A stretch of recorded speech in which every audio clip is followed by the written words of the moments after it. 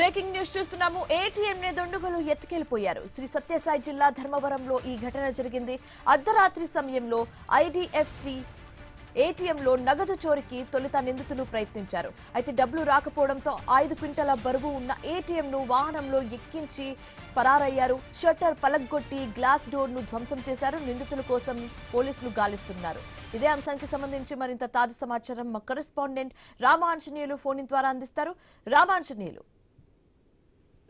శివాని, సత్యసాయి జిల్లా ధర్మవరం పట్టణంలో ఏటీఎం చోరీ జరిగింది. ప్రధానంగా ధర్మవరంలో పుట్టపర్తి రోడ్డు సమీపంలో ఉండే ప్రధానమైన రోడ్డులో ఈ చోరీ జరిగింది. అయితే అర్ధరాత్రి షట్టర్ పగలగొట్టి అద్దాలు పగలగొట్టుతున్నా పెద్ద శబ్దాలు వస్తున్నా కూడా చుట్టుపక్కల వారు ఎవరు కూడా దాన్ని గమనించలేకపోయారు. దీంతో బొలెరో వాహనంలో వచ్చినటువంటి 4 దొంగలు ఏటీఎం మిషన్ ని పూర్తిగా ఎత్తుకెళ్లారు.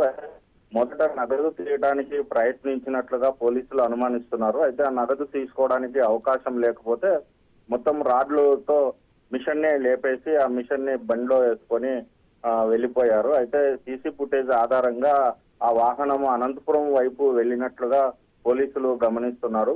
ఇప్పటికే పోలీసు బృందాలు విచారణ చేపట్టారు. దొంగలను పట్టుకోవడానికి ప్రత్యేకంగా పోలీసులు గాలిస్తున్నారు. అయితే ఇదంతా కూడా అంతర్రాష్ట్ర దొంగల ముఠ పనే అయి ఉంటుంది అని చెప్పేసి పోలీసులు అనుమానిస్తున్నారు. ఇప్పటికే పాత నేరస్తులకు సంబంధించినటువంటి వివరాలు సేకరిస్తూ అసలు ఏ రాష్ట్రానికి సంబంధించినటువంటి దొంగలు ఈ పని చేస్తూ ఉంటారో అనేది పోలీసులు అనుమానిస్తున్నారు. ఆ మేరకు ఇప్పటికే ఎస్పీ ఆదేశాల మేరకు ప్రత్యేక బృందాలు ప్రస్తుతం ఈ దొంగల కోసము గాలిస్తున్నారు. శివాని.